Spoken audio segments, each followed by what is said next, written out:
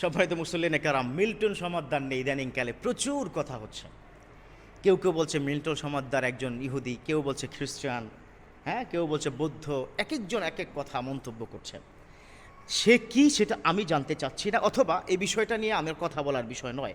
এখান থেকে একটা শিক্ষা গ্রহণ করতে চাই। ধরুন কোনো ব্যক্তি, অমুসলিম কোনো ব্যক্তি মুসলিম সমাজের অথবা কোনো মানবতার দায়িত্ব গ্রহণ করেছে, তাকে জাকাতের টাকা দেওয়া যাবে কিনা, এরকম যদি একটা প্রশ্ন দাঁড়িয়ে যায়, তাহলে তার জন্য কি প্রশ্ন, তার জন্য কি প্রসঙ্গ, এটাই কিন্তু মৌলিক বিষয়।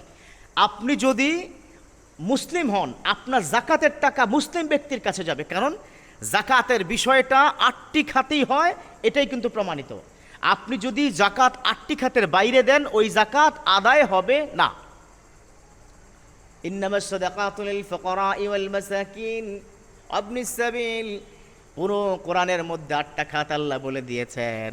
এই পুরো কোরআনের 8টি খাত অনুযায়ী আপনাকে যদি টাকা না দেওয়া হয়, তাহলে আপনার জাকাত পরিশোধ হবে না। জাকাত পরিশোধ হবে না। জাকাতের 8টি খাত, জাকাতের একটি খাত কিন্তু আছে, যে কোনো অমুসলিম ভাই বোনকে টাকার বিনিময়ে অথবা তাকে এমন এন্টারটেইন করা বা তাকে উপকার করা, সেজন্য ইসলামের প্রতি আকৃষ্ট হয়ে যাতে করে এই ইসলামে দাখিল হয়ে যায়, সে মুসলিম হয়ে যায়, এক্ষেত্রে আপনি তাকে জাকাতের টাকা দিতে পারবেন। কিন্তু কোনো অমুসলিম ব্যক্তির কাছে অন্যের সেবা করার জন্য জাকাতের টাকা আপনি দিবেন কেন? ভাই, মুসলিমের কি অভাব পড়েছে দেশে? মুসলিমের কি অভাব পড়েছে দেশে? ইন্নাল মুসলিমুনা ইখওয়া কাজাসাদুন ওয়াহিদ।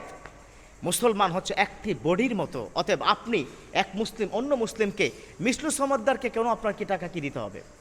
এই ধরনের অনেকেই ভিন্ন ভিন্ন স্টাইলে প্রতারণা করছে, বিভিন্ন ভিডিও দিয়ে প্রতারণা করছে। মানুষ চিনতে ভুল করা যাবে না। আরে ভাই, একজন মানুষের মুখে কি দাড়ি নেই, নামাজ পড়ছে কিনা তার কোনো ঠিক নেই, আল্লাহকে ভয় পেয়ে কিনা তার কোনো ঠিক নেই, ইসলাম প্র্যাকটিস করে কিনা তার কোনো ঠিক নাই। আপনি তার কথায় হুমড়ি খেয়ে আপনি টাকা দিলেন, টাকা কোথায় গেল চিন্তা করলেন না? কাল কিয়ামতের ময়দানে সেজন্য আপনাকে আল্লাহ ধরবে। বিশ্বনবী বলেছেন, আস-সাদাকাতু তারুদ্দুল বালা।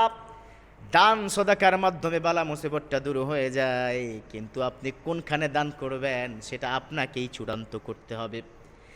আপনাকে দেখতে হবে মানুষটা কেমন, এ ব্যক্তি টাকাটা নিয়ে সঠিকভাবে আদায় করবে কিনা, সঠিকভাবে সঠিক পাত্রস্থ সেটা করবে কিনা, সঠিক হক আদায় হবে কিনা, সেটা না দেখে কাউকে টাকা দেওয়া যাবে না। কাউকে টাকা দেওয়া যাবে না, না দেখে না বুঝে। আরে লোকটা সিগারেট খাচ্ছে, লোকটা নামাজ পড়ছে না, মুখে দাড়ি নাই, কিন্তু আপনার কাছে সে এমনভাবে এমন স্টাইলে ভিডিও করে জাতির সামনে দিচ্ছে, উঠতেছে 50 লক্ষ টাকা, দিচ্ছে 5 লাখ টাকা। হারাম। ওই টাকা যারা দিচ্ছেন না বুঝে না জেনে, কাল কিয়ামতের ময়দানে আল্লাহ আপনাকে ধরবে। There is no doubt about it. You have to stay in front of Almighty. You have to stand up. আপনাকে আল্লাহর সামনে কি দাঁড়াতে হবে। And Almighty will ask you about this matter. Why you have given this one? কেন তুমি এটা কি দিছো, কাকে দিয়েছো? মিল্টন সমাদদার সে কে? সে কি নামাজ পড়ে? সে কি ইসলাম মানে? তার মধ্যে আল্লাহর কি ভয় আছে? যার মধ্যে আল্লাহর ভয় নেই, যার মধ্যে ইসলাম নেই, সে ব্যক্তি 1 কোটি টাকা নিয়ে কিন্তু 10 লাখ টাকা দিবে, বাকি 90 লাখ টাকা পকেটে নেবে। এটাই চূড়ান্ত। So if you want to give something, you have to justify first of all and then you should give. আপনি সবার আগে জাস্টিফাই করেন, তারপরে দেন। আল্লাহ বুঝার তৌফিক দান করুক, আমিন।